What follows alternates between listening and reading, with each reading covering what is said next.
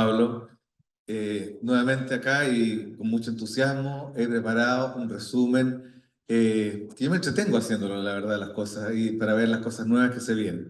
Pero antes de dar inicio a esto, yo quería aprovechar, ya que no fueron preguntas en la anterior, quería aprovechar de felicitar a la doctora Ceballos por este estudio que realizó, que es tremendamente importante. Yo creo que es fundamental ver la consideración, Mari, de lo que eso significa, porque eso debiera determinar cambios importantes en salud pública. ¿Ah? No es cosa de hacer un estudio y que las cosas queden, porque es un estudio de mucho esfuerzo, que requirió, para que tenga la representatividad que tuvo, requirió un esfuerzo tremendo, y además mostró resultados que son muy interesantes. Y tal como tú lo señalaste, yo creo que hay que tener mucho cuidado hoy día con los inhibidores de integrasa de primera generación, con los no nucleosídicos, exceptuando a doravirina, porque tal como tú lo dijiste, cuando aparece la B106I o la B108I asociada a otras mutaciones pudiera tener relevancia.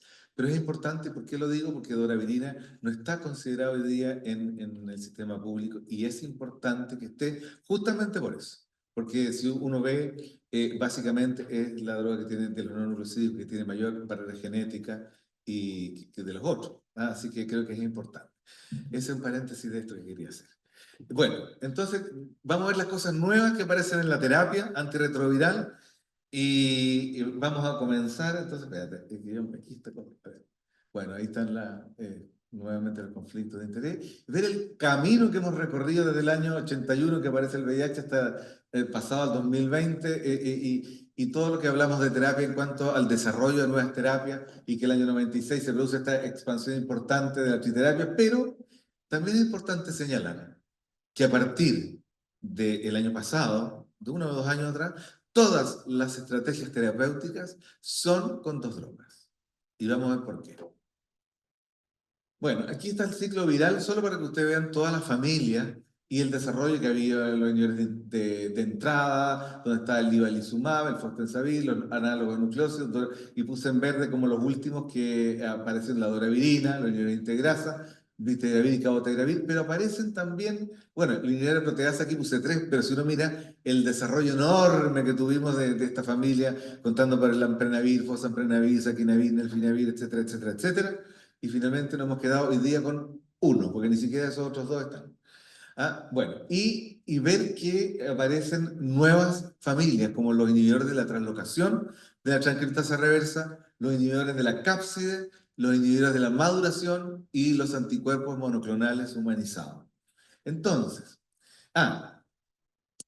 solamente voy a ir por fostemsavir. Quiero decir algo, porque esto, si bien esta droga fue aprobada para pacientes multiexperimentados y que es un inhibidor del attachment, desde el CROI 2024, perdón, ya me estoy adelantando, se comenzó a hablar de algo muy interesante, que es lo siguiente. Miren, fíjense ustedes que este inhibidor del attachment requiere ser metabolizado a nivel del tubo digestivo por la fosfatasa alcalina y la droga activa es el temsavir, que se une a este nivel y bloqueando el attachment, ¿ya? Pero ese es el mecanismo virológico.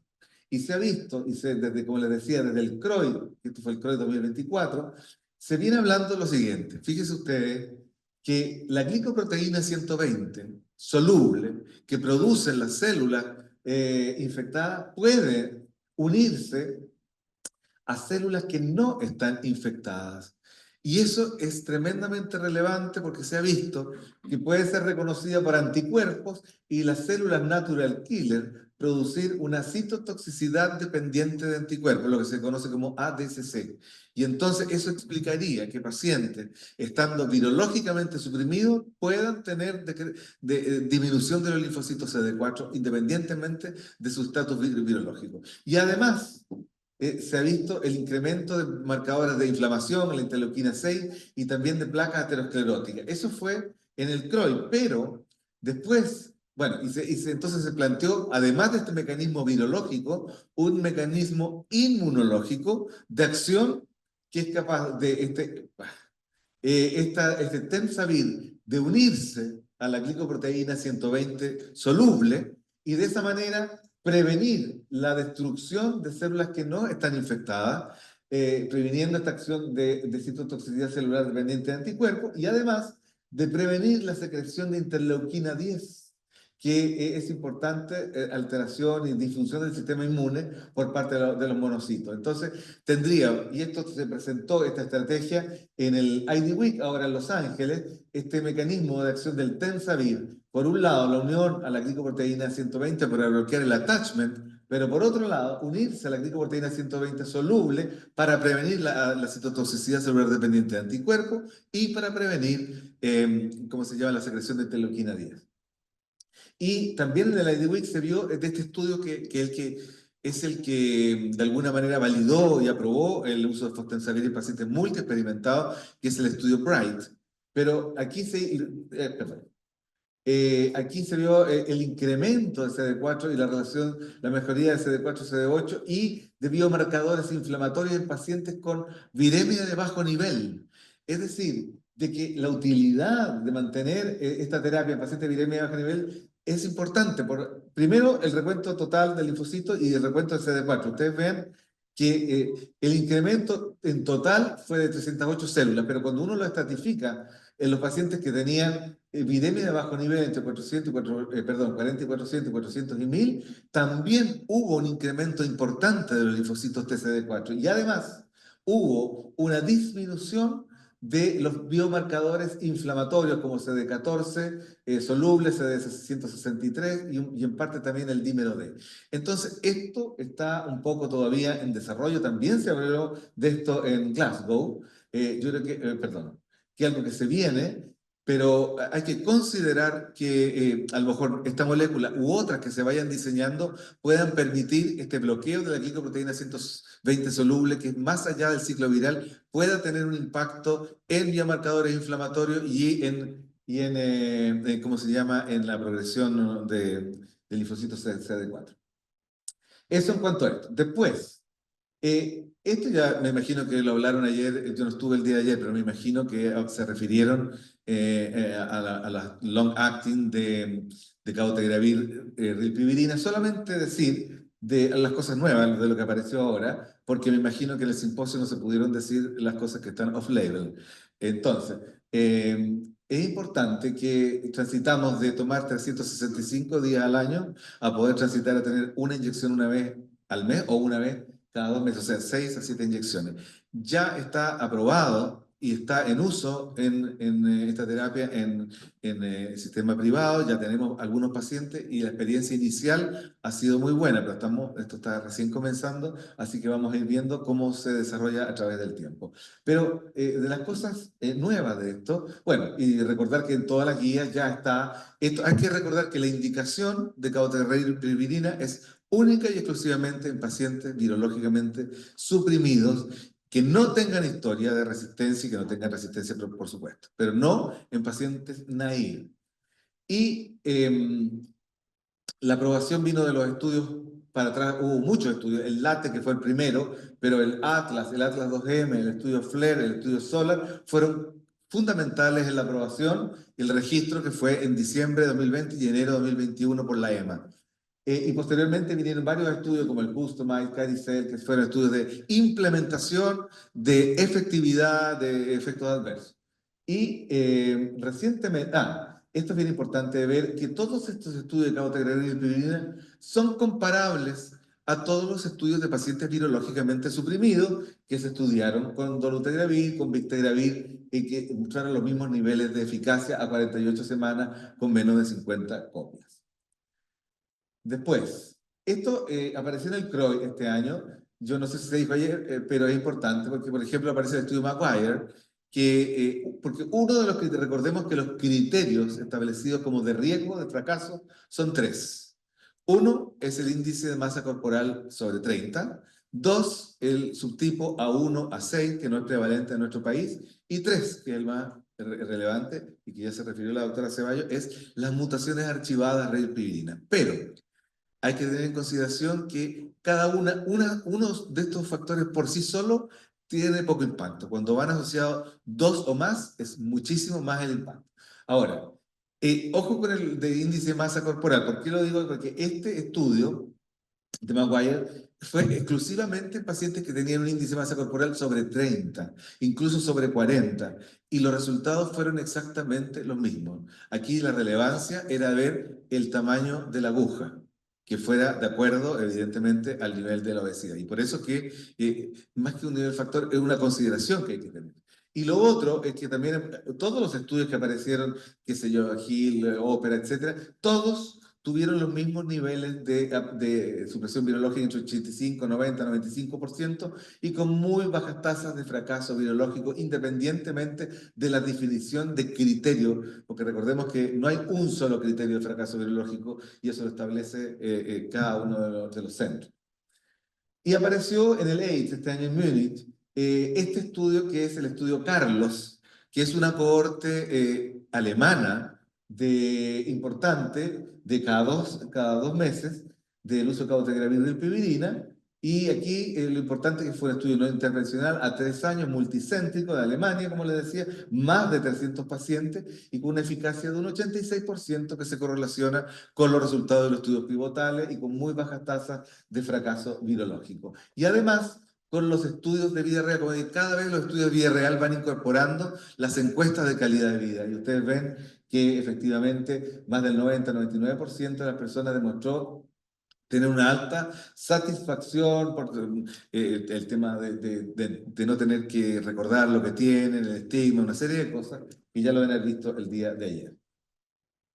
Y después entonces, en resumen del cabotegravir y piridina, ustedes ven que los estudios Atlas 2M, Caricel, Solar, todo 85, 90 y más por ciento con bajas tasas de fracaso virológico, y el estudio CARES, que yo no sé si hablaron ayer del estudio CARES, ¿no? Ya. Pero este estudio es muy sencillo, muy simple, porque lo traje en una slide, pero es un estudio que es...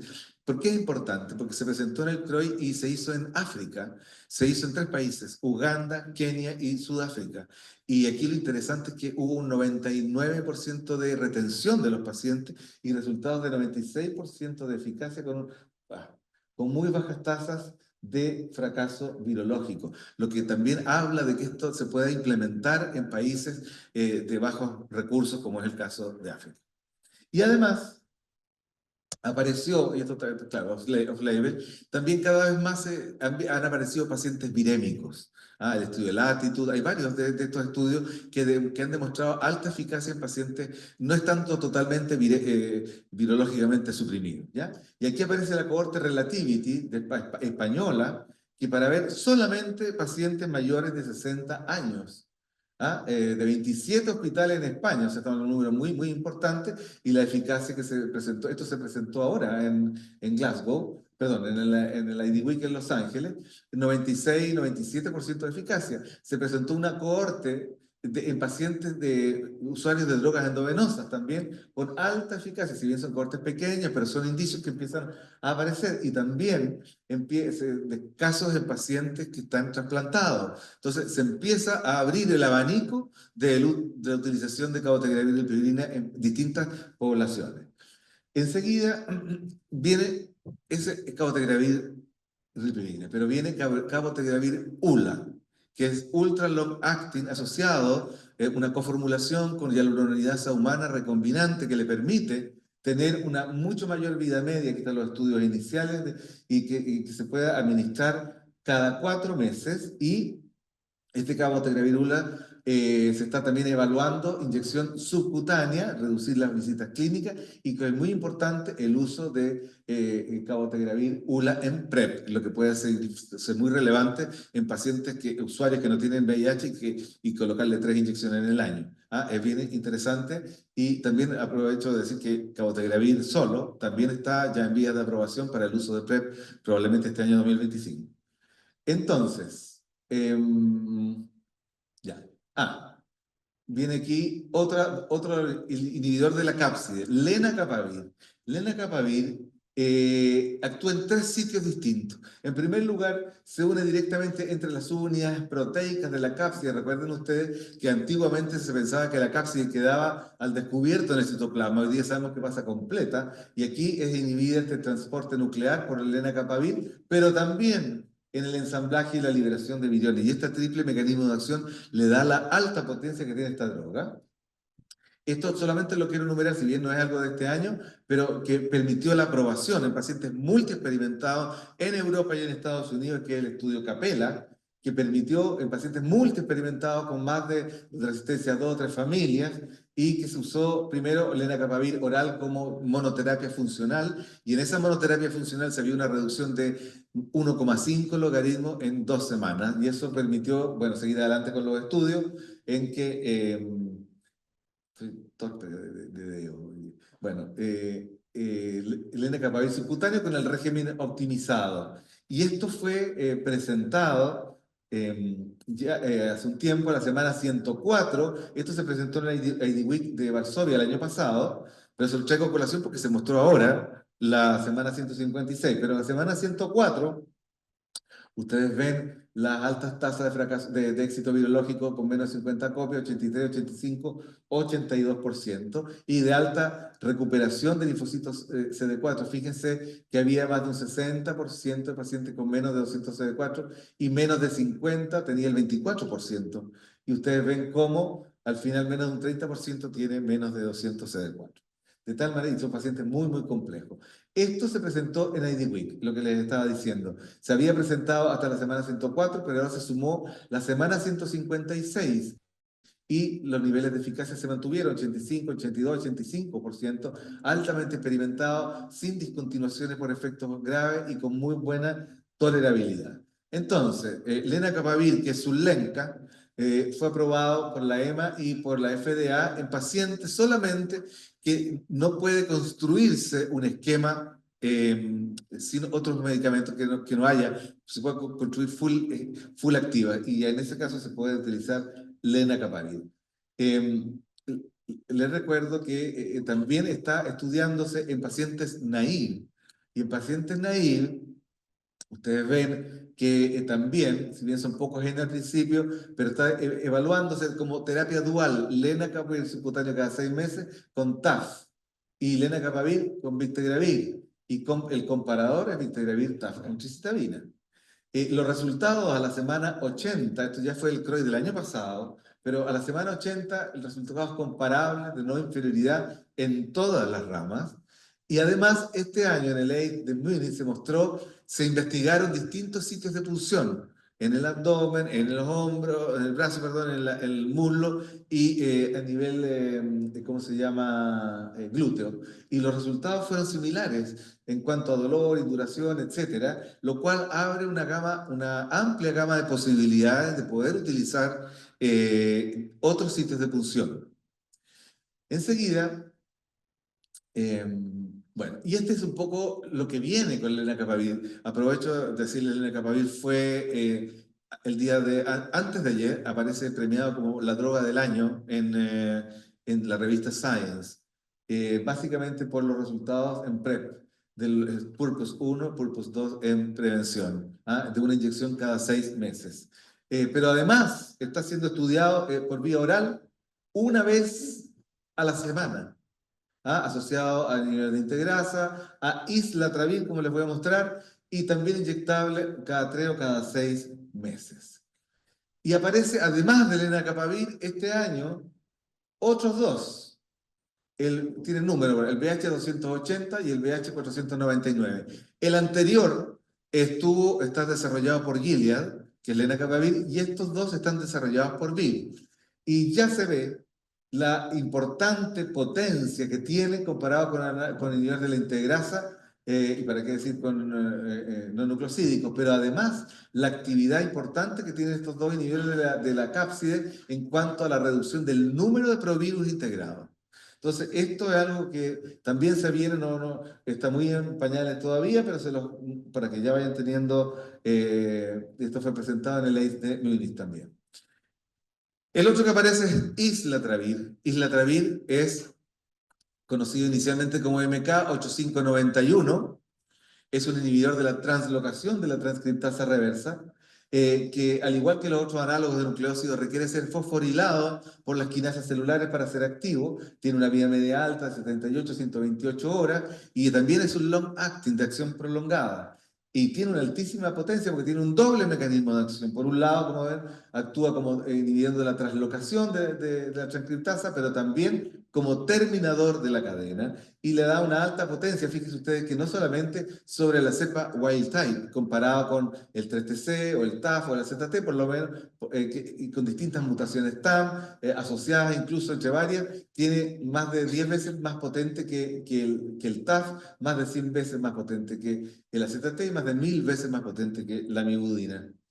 Y este estudio que si bien apareció el CROI del año pasado, es importante que se los diga porque inicialmente doravirina estaba con islatravir en estudio con dosis de 100 miligramos y de 0,75. Y los resultados fueron de 95 y 94% de eficacia. Pero aquí el problema se presentó con el recuento de linfocitos totales y de linfocitos CD4. Y por eso se detuvieron los estudios y posteriormente, cuando se analizaron los estudios post-hoc del estudio 011, se vio que la dosis 0,25 tenía los mismos niveles de eficacia, pero además no tenía este efecto deleterio sobre los linfocitos CD4. Y entonces han continuado, y hoy día los estudios que están avanzando son el estudio 051 y 052, que son estudios de fase 3, abierto, randomizado, de doravirina comparado con el standard of care, y este otro también fase 3 de doravirina y latravir con 0,25, pero esta vez con doble ciego comparado con victegravir TAF, emtricitabina, ambos pacientes virológicamente suprimidos, y también el estudio 053 en pacientes naive en fase 3 doble ciego, comparado con victegravir, TAF, emtricitabina. Como ustedes ven,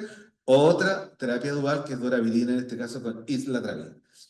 Y esto se da porque no hay antagonismo en los mecanismos de acción de islatravir con lenacapavir que actúan en sitios de... Hay sinergia en los mecanismos de acción y no hay resistencia cruzada, lo que augura un muy buen resultado. Pero apareció también este otro estudio en el CROI 2024 de eficacia y seguridad de la terapia semanal de islatravir con lenacapavir a la semana 24. Más de 100 pacientes, ¿cierto?, que estaban virológicamente suprimidos en terapia con victegravir, tafemtricitabina, y siguieron con la terapia oral habitual de Biktarvy en este caso, comparado con la terapia semanal. Y aquí los resultados fueron excelentes, también de 94% de eficacia, sin tasas mayores de fracaso menos de un 2%, muy buena tolerabilidad, como ustedes ven, sin efectos adversos secundarios a la droga, y también con cambios similares de CD4 y de linfocitos totales. Aquí no hubo problema con islatravir asociado al lenacapavir semanalmente. Y se presentó ahora en Glasgow a la semana 48. Lo que vimos anterior era la semana 24, ahora la semana 48. Ustedes ven lo mismo, eficacia de 94 y 92%, sin tasas de fracaso virológico y sin desarrollo de resistencia. Y esto dio pie a que hoy día se están... un momento. Y también hubo un buen perfil de tolerabilidad sin fracaso virológico, no hubo diferencia en el recuento CD4 ni de linfocitos totales, y también no hubo cambios importantes en el índice de masa corporal y de la ganancia de peso. Y todo esto dio paso entonces ahora a los estudios ISLEN 1 y ISLEN 2. Es importante que le diga porque estos estudios se están realizando en distintas partes del mundo y también en Chile y también en Argentina. Son estudios de fase 3 randomizados, en el cual aquí se va a ver la terapia oral semanal comparada con victegravir, tafemtricitabina por 96 semanas y después continuar de ahí en adelante con islatravir, lenacapavir semanal. Así que esto viene muy, muy interesante, y el ISLEN 2, que es lo mismo, pero con el Standard of Care. Así que este fase 3 también y abierto. Así que de eso vamos a tener noticias, yo creo que en un año más. Porque no he comenzado todavía, recién fue la reunión de investigadores hace un par de meses atrás. Y aquí este estudio, el Artistry 1, que es ahora está, el otro era Victegravir y ahora es Victegravir, lenacapavir, también terapia dual de switch en regímenes complejos. Aquí se vio, eran pacientes que estaban virológicamente suprimidos con regímenes complejos, más de 100 pacientes, y aquí la idea era hacer el switch a Victegravir y lenacapavir en distintas dosis, y después ofrecerle la dosis de 75 de Victegravir con 50 de lenacapavir en una extensión de fase 2. Y aquí lo interesante era ver que los pacientes se hizo el switch que venían de múltiples terapias, de niveles de la proteasa busteados con dolutegravir o además con tafel, es decir, tenían muchas tabletas que venían de rescate en su gran mayoría. Y aquí muy buenos resultados, semana 48 en AIDS este año, 92 y 90%, con bajas tasas de discontinuación en menos de un 1% y no asociado a la droga. Y además se presentó ahora en Glasgow el resultado del impacto metabólico. Fíjense ustedes que hay una mejoría en este switch en cuanto al colesterol total, al LDL, triglicéridos y también de la relación LDL, HDL y total. Y además no hubo diferencias importantes en cuanto a la ganancia de peso y el índice de masa corporal. Esto es interesante porque se vio un indicio del uso de cabotegravir con lenacapavir. Estamos hablando de dos compañías totalmente distintas, ¿cierto? Más bien dicho, compiten. Pero estos son estudios enteros que fíjense que es interesante, porque eran pacientes que tenían resistencia a la rilpivirina, que justamente estábamos hablando, y no lo podían usar y utilizaron cabotegravir con lenacapavir. Y los resultados fueron los que están acá. Fíjense ustedes, de un 47% de los 16 pacientes de 34 a 32 de 34, o sea, 94% de eficacia.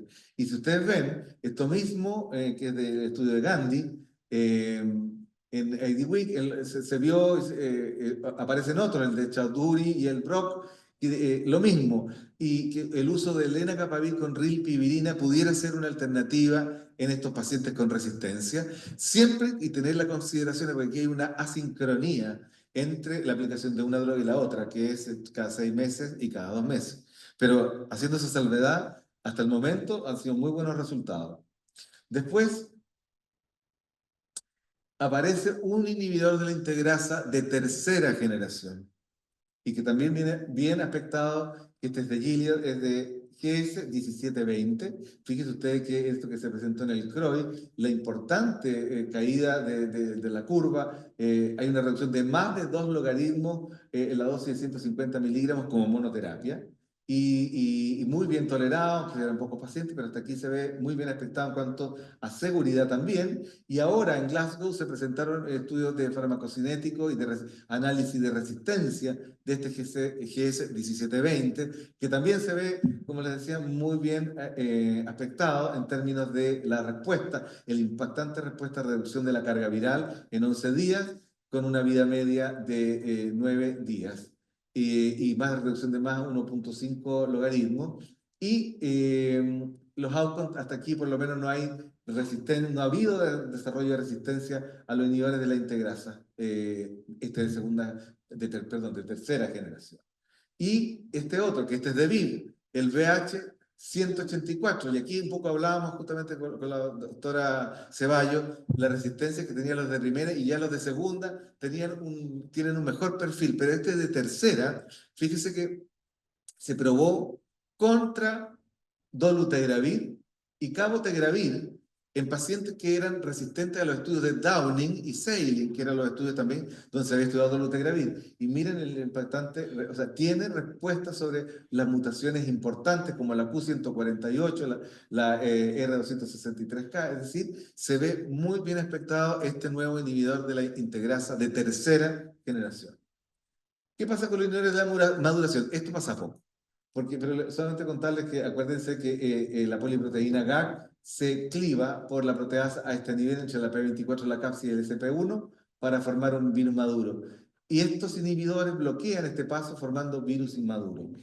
El estudio que se había mostrado, el estudio Dominó y el estudio Dynamic de esta droga, que es el 254, mostró muy buenos resultados de efectividad, pero tuvo un solo problema, que mostró poca eficacia con las cepas que portaban el polimorfismo A364B, de tal manera de que se desecharon los estudios de esta droga y siguieron este otro, que es un familiar del anterior, que es el 937, que de mayor vida media y tiene acción sobre las cepas que portan esta mutación, de manera tal que vamos a saber un poco más de estos estudios que han ido avanzando, pero todavía hay muy poco de esto.